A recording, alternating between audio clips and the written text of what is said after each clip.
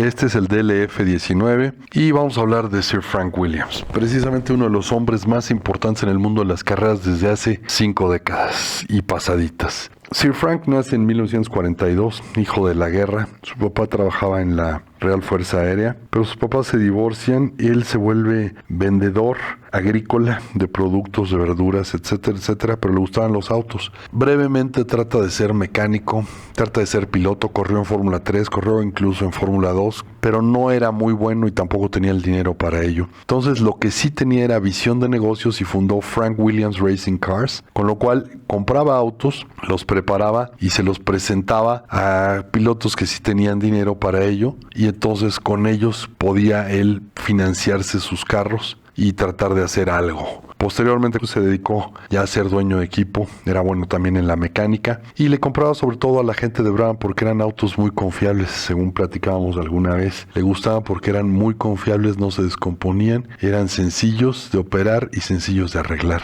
En 1969 con Pierce Courage, que era su piloto, digamos, elegido, él estaba casado con una de las hijas de Lord Howe, que era el presidente del Real Automóvil Club británico. Llegan a la Fórmula 1 con un Brabham rentado y obtienen 2 podios ese año, lo cual muestra el grado de preparación y lo bueno que era. En 1970 hace un acuerdo con la fábrica de Tomaso y entonces con ellos le construyen un chasis y Pierce Courage está en la Fórmula 1, pero el auto no es bueno y Pierce además tiene un accidente fatal en Holanda ese año y pues termina el año como pueden. Para 1971 compra un March y siguen ahí en la Fórmula 1, luego consiguen 72 patrocinio de Poly Toys, una firma, y empieza a construir su primer auto que sería el FX3. En realidad debía haber sido el FW03, pero pues por cuestiones publicitarias lo ponen FX3, no es tan poco muy bueno y convence a la firma ISO, también de autos de calle italiana, que hacía los ISO Rivolta, de construirle un chasis y él hace con el motor Cosworth y la caja Hewland el ISO Marlboro con patrocinio de la firma tabacalera y tiene un par de años interesantes. Luego hace su FW04, pues ahí anda nadando en la parte baja de la media tabla, por así decirlo. Posteriormente se asocia con Walter Wolf, que en 1976 tienen el Wolf Williams, que era digamos el FW4 pues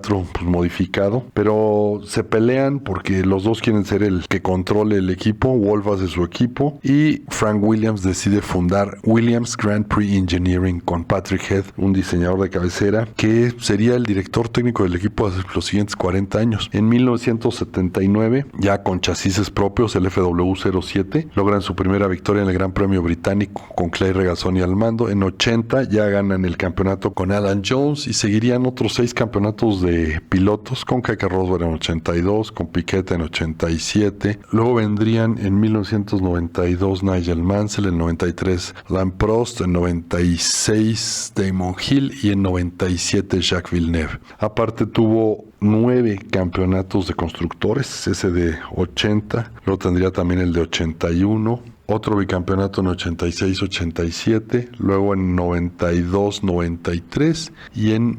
95-96-97.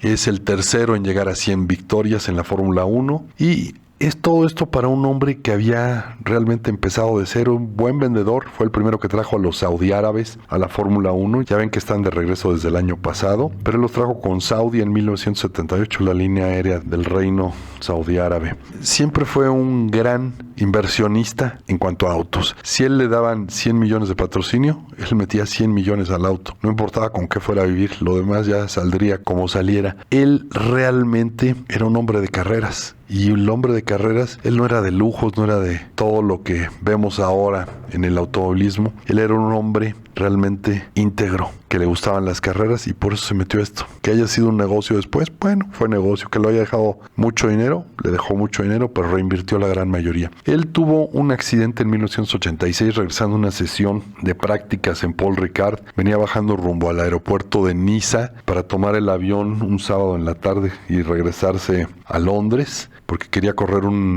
maratón que iba a correr al día siguiente, porque era también un fanático de la larga distancia y de correr todos los días y demás. Y en el accidente quedó parapléjico. Después lo tuvieron que ayudar toda la vida, tuvo asistentes y demás, pero no dejó de estar en las carreras hasta 2020, que cuando ya estaban en malos tiempos, no había muchos patrocinios, tuvo que vender a Dorilton Capital y el equipo sigue ahí como Williams Racing, aunque no había ganado desde 2012 con Pastor Maldonado la última vez, aunque sí habían quedado entre los 3 primeros en 2014, la primera etapa de los turbo híbridos. En realidad, Frank pues era un hombre, como les dije, de carreras. Él estaba en la competencia, pero además era muy simpático. Tenía un sentido muy ácido en sus comentarios, muy irónico. Era bueno para los patrocinios y más bueno para los números. Realmente era un placer platicar con él. Yo recuerdo que platicábamos así en los grandes premios, siempre daba alguna conferencita así chiquita y llegabas y le decías pues, lo que quisieras. Eran como charlas de amigos. Y varias veces, una vez en el Gran Premio de Estados Unidos, nos regresamos caminando desde la conferencia de Bridgestone.